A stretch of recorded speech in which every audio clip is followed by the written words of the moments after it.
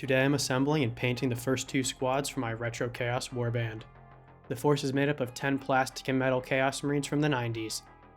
In 2nd edition, a Chaos Space Marine squad could contain between 3 and 9 Marines and could be led by an aspiring Chaos champion.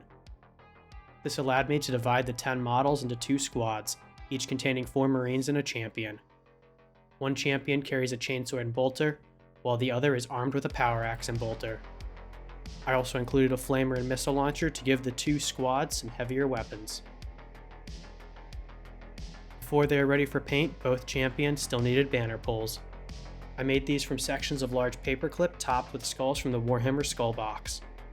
A hole was drilled on the top of each backpack, allowing the finished banner poles to slot into place.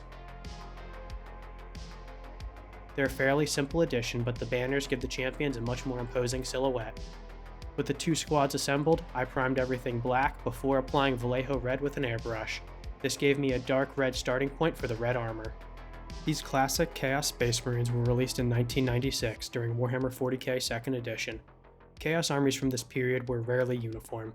Different armor designs, mutations, weapons, banners, and loyalties could all appear within the same force. Rather than assembling an organized Imperial chapter, they felt like individual renegades who had gathered together. A single warband could also contain squads devoted to different Chaos gods, giving each part of the army its own color scheme. That variety is my favorite thing about 2nd edition Chaos, and something I want to capture with this army.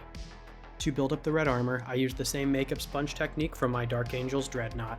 Starting with Carmine Red, I added paint across the armor before working up to Bloody Red, covering a smaller area with each layer. This created a simple transition from dark red in the recesses to a brighter red across the raised armor. Black was then used for the weapons, cables, shoulder pads, and selected pieces of trim. Vallejo brass was then used to pick out some of the remaining trim along with decorations and skulls on the banner poles. I varied its placement across the squad so the Marines would not look completely uniform. Ivory was used for several of the Marines' horns, while the remaining horns and helmet plumes were painted black.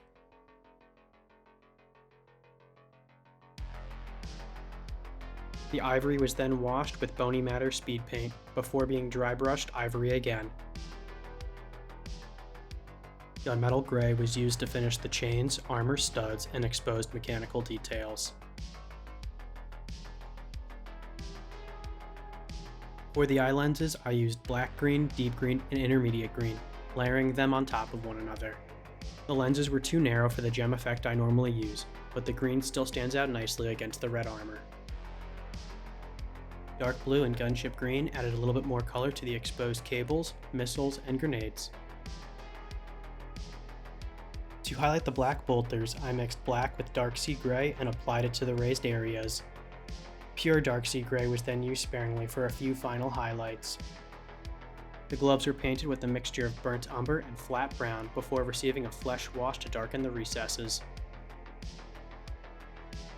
With the Marines nearly complete, I moved on to one of the most distinctive features, the banners. These designs were made up by my girlfriend and were inspired from some of the strange banners carried by the classic Beastmen. They fit the older Chaos style perfectly and give both champions a little more personality. With the banners attached, all that remains were the bases. I painted them goblin green before covering the tops with PVA glue and a homemade modeling flock. This is my first time using the classic goblin green base across an entire army, and I think it will suit these models particularly well.